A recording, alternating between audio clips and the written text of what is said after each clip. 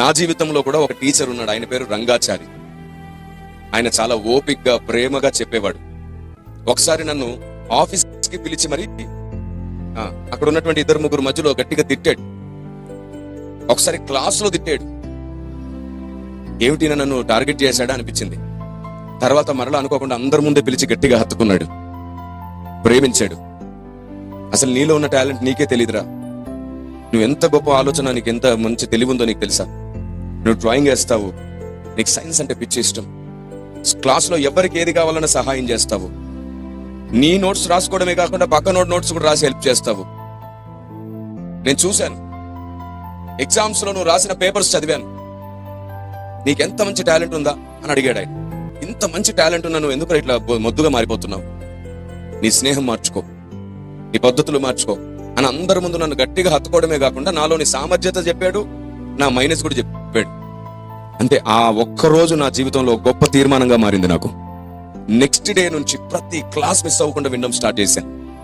ప్రారంభంలో classes ఎగ్గొట్టేవాళ్ళం, cricket ఆడడానికి మధ్యలో పారిపోయేవాళ్ళం, ఇంటర్వెల్ వస్తే చాలా క్రికెట్ ఆడడానికి పారిపోయేవాళ్ళం. క్రికెట్ అంటే పిచ్చి ఇష్టం, అప్పుడు ఇప్పుడు కూడాను క్రికెట్ అంటే పిచ్చి ఇష్టం, చాలా ఇష్టం. ఇప్పటికీ చాలా సార్లు కొంచెం ఖాళీ సమయం దొరికే సేవకులను చాలా మంది కలుసుకొని మేము క్రికెట్ ఆడడానికి వెళ్తుంటాం. చాలా మంది పెద్ద పెద్ద సేవకులు అందరూ కలిసి ఒక దగ్గర కూడి వర్కౌట్ చేసి ఎక్సర్సైజ్ చేసి ఆడిపాడి సంతోషించి మరలా దేవునికి స్తుతించి మా మధ్యలో ఏమైనా బోధపరమైన పొరపాటు ఉంటే కూర్చొని మాట్లాడుకొని, ఎందుకంటే ప్రతిదానికి దేవునికి మహిమ కలిగే కార్యం కూడా జరగాలి చివరిలో. అంత స్కూల్లో ఉన్నప్పుడు ఊరికే ఆడిపాడుతుండే వాళ్ళం, ఊరికే బయటికి వెళ్ళిపోయే వాళ్ళం. కానీ ఎప్పుడైతే ఆయన ప్రేమగా చెప్పాడో, నాలో ప్లస్ మైనస్ 2 చెప్తే నాకు నేనే అర్థమయ్యాను. ఆ రోజు ప్రారంభమైంది నిజమైన విద్యార్థిగా. నేను ప్రతి క్లాస్ మిస్ అవ్వకుండా పాస్ అయ్యాను, ప్రతి క్లాస్ విన్నాను, మిస్ అవ్వకుండా. నేను మొత్తం స్కూల్ మొత్తానికే సెకండ్ వచ్చాను. ఆ తర్వాత అసలు అంతకుముందు క్లాసులో సెకండ్ కూడా రాలేదు ఎప్పుడు నేను. కానీ ఆయన చెప్పిన తర్వాత స్కూల్కే సెకండ్ వచ్చాను. ది బెస్ట్ స్టూడెంట్, నా పేరు అలా బోర్డు మీద ఉండి కనబడిపోయింది, ది బెస్ట్ స్టూడెంట్.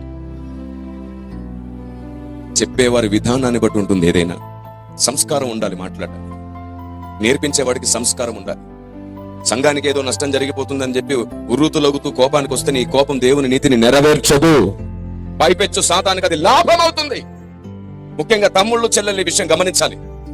వాక్యం అంటే గట్టిగా మాట్లాడడం కాదు, వాక్యం అంటే ఒకరిని అవమానించి దూషించడం కాదు, వాక్యం కోసం నిలబడడం అంటే ఈ లోకానుసారమైన విషయాల మీద మోటివేషన్ మెసేజెస్ ఇవ్వడం కాదు. దేవుని ఆలోచన ఈ భూమి మీద నెరవేర్చడానికి ప్రయాసపడేది వాక్యం. దేవుని ఉద్దేశాలు సంఘానికి అర్థమయ్యేటట్లు చేసేది వాక్యం.